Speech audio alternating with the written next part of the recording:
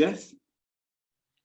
Hello, Malcolm, and hello, everyone else. Disconcertingly for those of us who think we're now getting used to Zoom meetings, we can't see you, we can just see each other. So can I welcome you to the first of the Compass Chamber's webinars focusing this month, we're going to try and do it every month, on the coronavirus pandemic.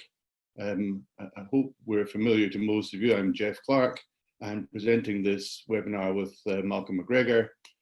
This month in 4 webinars, we'll explore legal issues that will inevitably arise as a result of the ongoing COVID pandemic. Now, as the lockdown is gradually lifted, it is perhaps natural to look forward to the future and to overlook, at least momentarily, what has gone before. However, the COVID-19 epidemic has had an impact on the whole population and has indeed been devastating for many. Much of the focus has been on the number of deaths linked to the contraction of the virus, but it's also becoming apparent that there may be a link between the virus and other long-term conditions and effects, from viral pneumonia to acute respiratory distress syndrome and to psychiatric consequences. In today's webinar, we're focusing on causation. There are, of course, other extremely interesting questions, such as existence of duty of care and breach of that duty, and also possible defences. Those are issues which are scheduled to be considered in other webinars this month. And on this basis, the issue which arises is, how can a pursuer or claimant establish a causal link between contraction of the virus and that breach of duty? Now, at this juncture, I think it's fair to say that this is likely to be a keenly contested battleground between those representing claimants and employers and their insurers. In order to explore this question, it is perhaps best to consider what may unfortunately become a likely factual scenario. And I think, Geoff, you have that factual scenario for the attendees. Yes, I'm sure we can all think of lots of scenarios, but let's say, if you'll forgive me the name, John McDoe worked in a meat processing factory. Let's say the temperature was maintained at 4 degrees. Sound familiar to anyone? And he's been employed there since 2017. He continued to work there throughout the earlier months of COVID, when he fell ill, testing positive for COVID-19, and sadly, despite all medical intervention, succumbed to the virus and passed away in late May.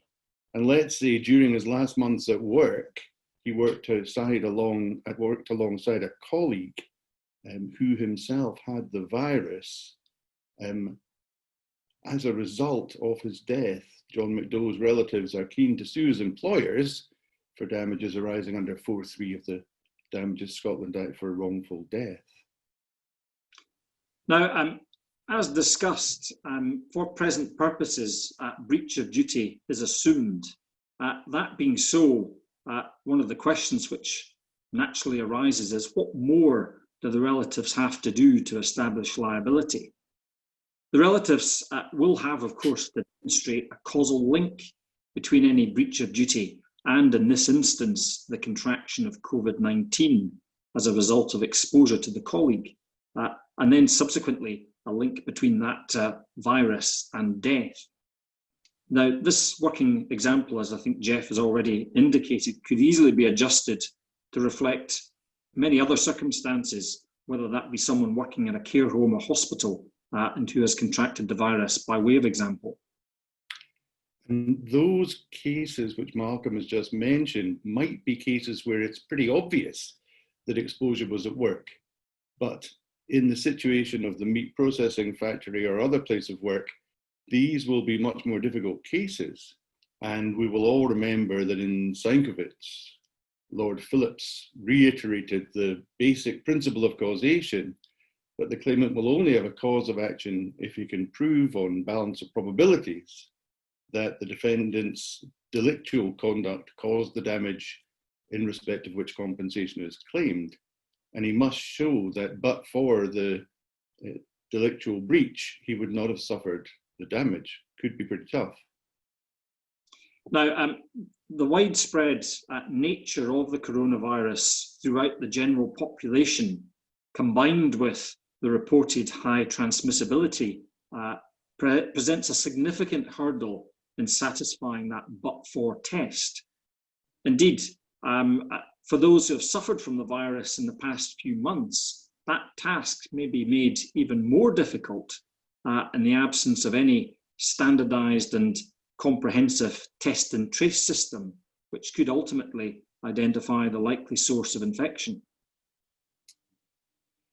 The onus, of course, is upon the pursuer to prove on a balance of probabilities that he or she contracted the virus at work, in our scenario, and as a result of a breach of duty. The pursuer doesn't have to establish 100% certainty, it's balance of probability.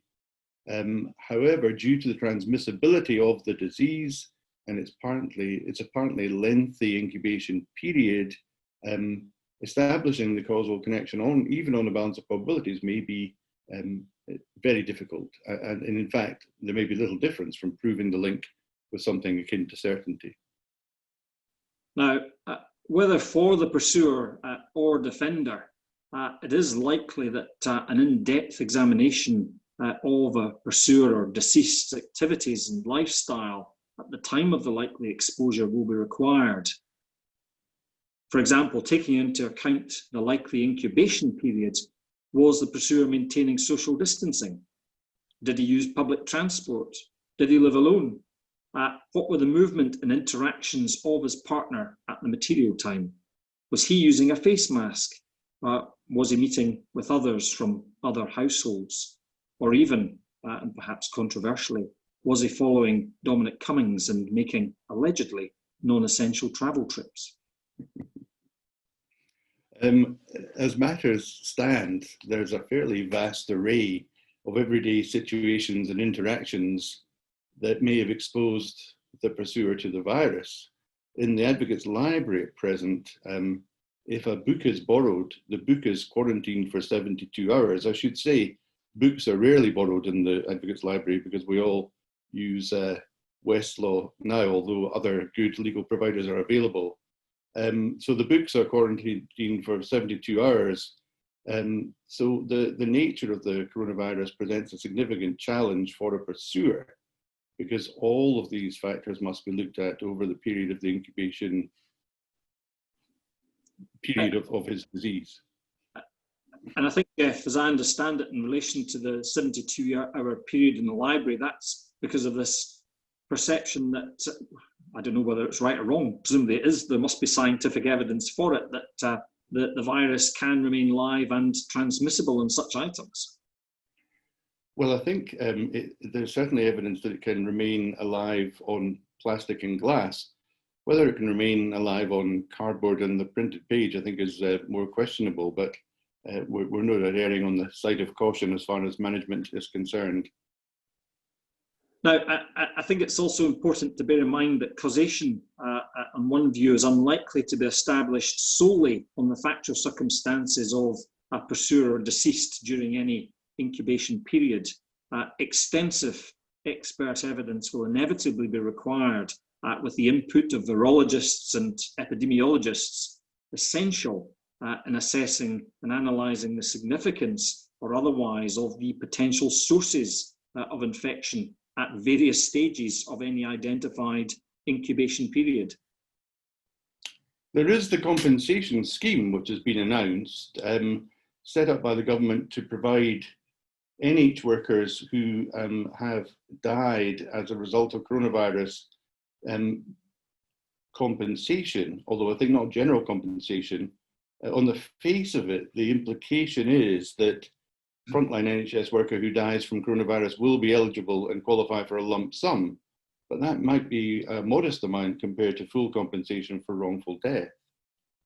Yes, now, as I understand it, Geoff, the NHS, to give its formal title, the NHS Scotland and Social Care Coronavirus Life Assurance Scheme 2020 provides for payments to be made under public service pensions arrangements in respect of the death of an eligible person.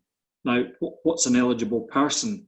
As I understand that scheme, that's defined as someone who has died from COVID-19, who was employed or provided services on behalf of NHS Scotland, and where, and this is the important bit, it may reasonably be concluded that they contracted the disease in the course of performing their duties. They would, in those circumstances, certainly their family relative would be entitled to a death in service lump sum payment of, I think it's £60,000 plus, together with an amount equal to 2 times the annual relevant salary. Now, what's far from clear is what test is to be applied, and certainly the scheme gives no indication as to what test is to be applied to satisfy the reasonable conclusion that I mentioned. On one view, the numerous particular investigations into a claimant's personal and social history would have to be explored to achieve that. Yeah, I suppose it may be that the people applying the scheme will take a less strict view. I think we might say we would hope that they would. The medical or care worker exposed to coronavirus when there was a shortage of PPE may be in a category where the prospects of achieving a causal link are brighter, because the clear exposure to the virus combined with the epidemiological evidence of the limited spread of the virus nationally might serve to even shift the onus onto the defenders.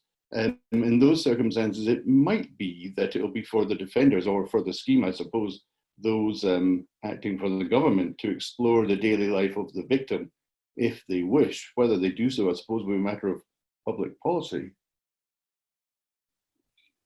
Yes, I mean, as matters stand, with the current state of scientific knowledge concerning the virus, on one view, it's arguable that a pursuer may find it very difficult to prove on balance of probabilities that a particular breach of duty led to the contraction of that virus.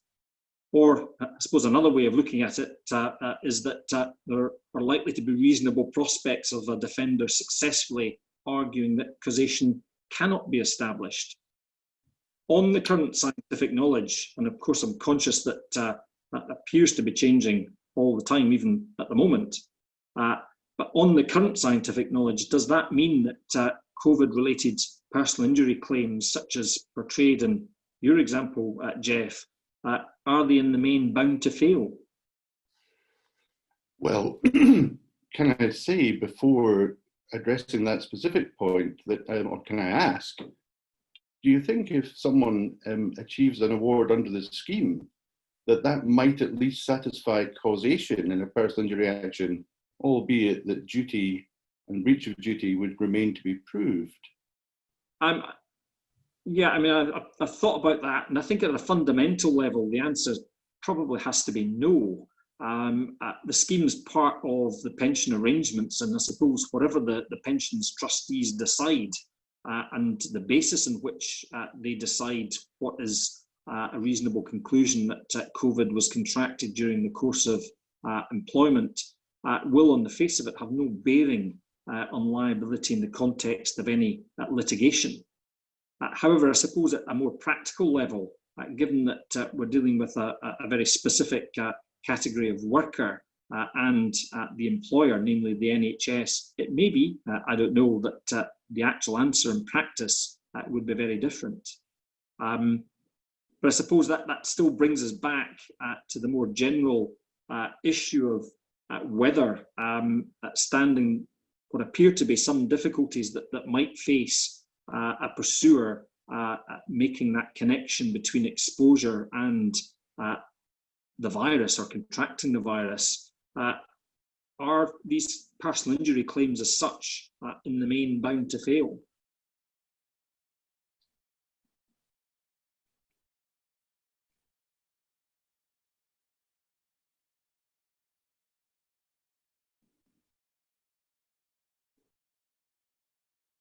And I think I'm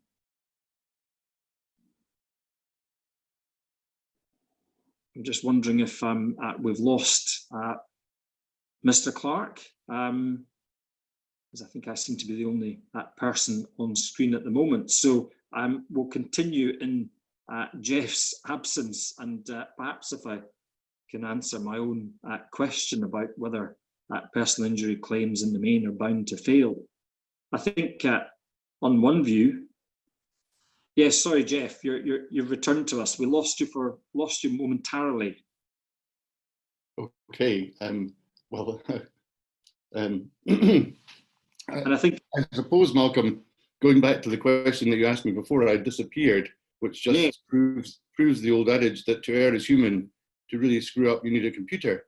It is that an area in which we both practice, obviously, is in asbestos litigation. So it might be that pursuers can argue the Fairchild exception applies in these circumstances. That's where the scientific means of satisfying the but-for test just don't exist. And in those circumstances, the court might be willing to adopt a different approach.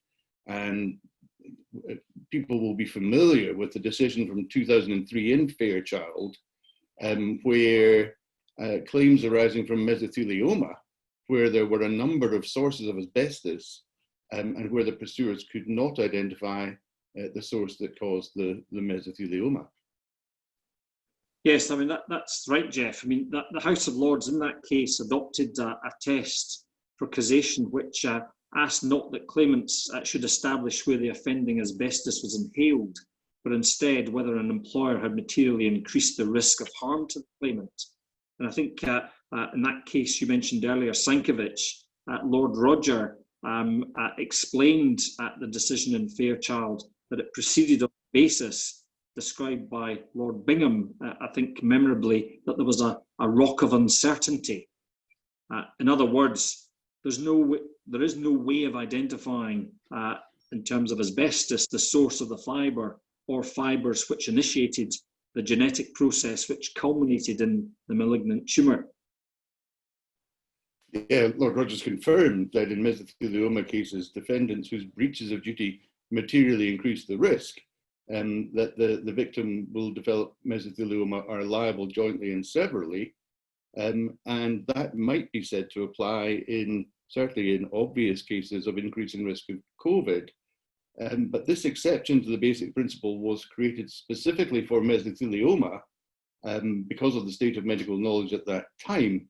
And I think we would both agree it's caused some logical problems over the years, not least as recently interpreted by Lady Hale, but that's not what this seminar is about. Yes, I mean, undoubtedly it is an exception to the rule, and I think in Sankovic, Lord Rogers was keen to remind everyone that, and I'm quoting, if the day ever dawns when medical science can identify which fibre, then the problem which gave rise to the exception will have ceased to exist. At that point, by leading appropriate medical evidence, claimants will be able to prove that a particular defendant is responsible. And I suppose just reflecting not so much on that last quote, but on the exception itself, Geoff, might the courts be tempted into exploring such an exception for COVID-related claims where pursuers are unable, on the face of it, to prove that a particular source was responsible for the virus contracted and its consequences? Well, interestingly, many people don't agree that mesothelioma is an indivisible disease because it's based on a single fibre theory, whereas I think we probably can assume that COVID-19 is an indivisible disease in terms of causation, and there's certainly seems to be no limit of virus exposure below which you cannot get COVID, although there is obviously talk of viral loads and heavy initial loads causing the more serious complications we don't know yet. So that might suggest that Fairchild is appropriate. The exception in Fairchild was very much a public policy decision, later provided for by legislation, of course. The House of Lords interpreted the public view that it was unjust that victims of such an insidious and deadly disease should be frustrated in their claims because of the science. I suppose the science for COVID is still very young, but this could be actually an a fortiori example of the appropriateness of a Fairchild type exception. So we may be able to make the argument based on public policy. Although I suppose on one view, the sheer numbers of sufferers involved may well influence any decision that a court is asked to make based on public policy. Yes, although the numbers may also lead to a public mood like that, which influence Fairchild saying the public demands a right to claim in appropriate circumstances. As I say, almost taking causation for granted if it can be shown that there was a breach of duty.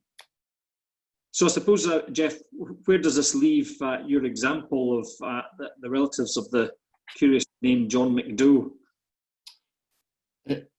Well, I think what is very plain is that both parties will have to gather as much information as they can to try and move themselves into the situation where, to the reasonable person, it looks as though it's this employment and the exposure in this employment which most likely has led to the development of the virus.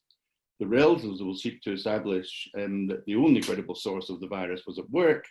I suppose the employers will try to demonstrate there were numerous other possible and even probable points where the virus could have been transmitted. The relatives will argue on basis of probabilities John McDoe contracted the virus at work. They might seek to argue, if they fail to establish causation, that the Fairchild exception should apply. I suppose there's a rock of uncertainty with COVID. Certainly there's at the moment. If, of course, science does begin to explain, and perhaps, as you mentioned earlier, we have better contact tracing so that one can look at the proximity of exposures, then we may not need to go there, and causation may become straightforward again. Yes, indeed. Well, I'm conscious, Geoff, of the time. I think we're 23 minutes past, and I think we had both agreed to leave some time to take any questions that the attendees wanted to submit by way of chat. I think we've got one question from Stephen Love, which I think ignore it. I think it's a real name.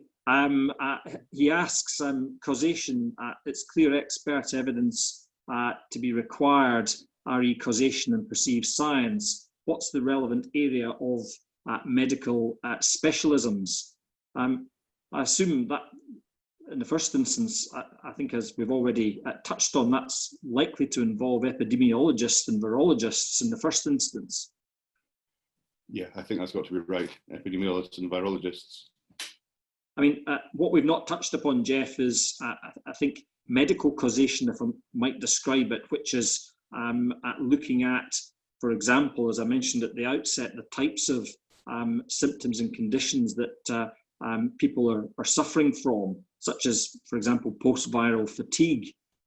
Clearly, there will need to be specialist medical input to make a link between such viruses or that are suffered by claimants and the actual contraction of the COVID-19 virus as well.